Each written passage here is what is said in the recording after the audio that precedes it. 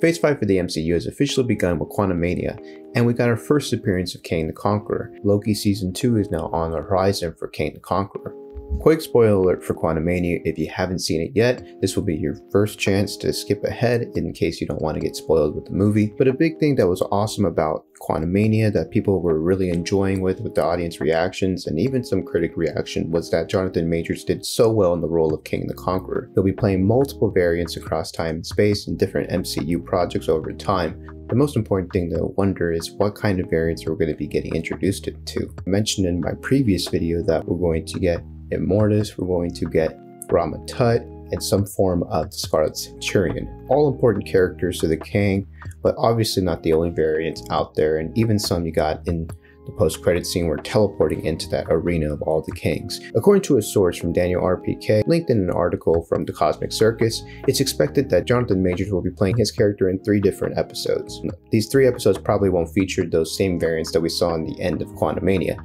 Those variants seem to be playing for something immensely bigger, with all the other variants gathering together. In his Patreon page, Daniel RPK tells a lot of his subscribers that Loki and Mobius will be traveling across different time streams in search of these different variants of Kang. But now we have other variants of Kang that will be emerging. More so, we might get the entrepreneurial side of the Kang the Conqueror character. All of these variants of Kang were the ones that He Who Remains in Loki Season 1 was trying to prevent from emerging. In the second post-credit scene of Quantumania, we saw Victor Timely emerge, with Loki and Mobius looking around and trying to see whether or not they can prevent Kang the Conqueror from emerging. This will ultimately lead them to finding Victor Timely. Victor Timely was another variant in the comic books that was well connected with the other variants, was in charge of a lot of the technology and a lot of the science behind the tech of Kang the Conqueror. I want to point specifically to a picture of one of the variants of Kang that was teleported into that big arena of all the other Kangs. He seemed like somebody that was from an executive office that was part of a large corporation just because of how well he was accustomed versus all the other Kangs. According to the writer of the article, it's speculated that this variant of Kang could be the variant known as Mr. Griffin. In the comic books, Mr. Griffin is another variant of Kang, this one more of a business side, an enterprise-minded guy, and he created a company called Kang Enterprises.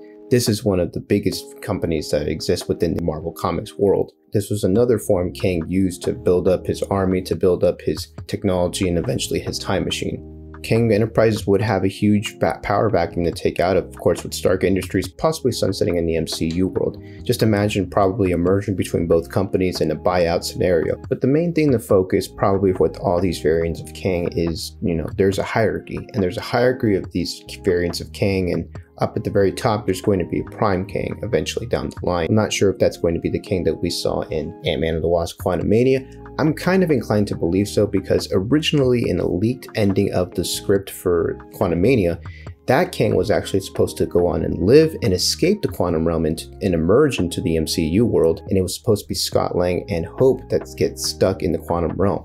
Obviously, there was reshooting done with Quantumania, and now, in fact, it looks like that ending was probably the one that we saw in the final cut. And I'm kind of disappointed by that. I honestly thought that ending would have made more sense. That ending would have actually done a lot more for the character of Kang. Now, I still think the character of Kang was threatening in a huge way. He might return in the future. As for the Mr. Griffin character and the Victor Timely characters, I think these variants of Kang are in the lower part of that hierarchy. Be the brains and be kind of the hard hands at work. Then in the middle, I think we have, of course, those 3 variants of Kang that appeared at the end of Quantumania in the post-credit scene: Immortus, Rama Tut, and kind of are essential to the creation and to the end of the character in a way. I know it's super confusing. There's a huge backstory behind the character of Kang from the comic books, and it explores a lot of his origins and how his past versions and his current versions just are a constant war with each other, and they're always trying to piece back together the timeline and to make sure that a variant of Kang does exist in the future. Kang could play a huge factor into kind of bringing Loki back into the modern day period in Earth 616.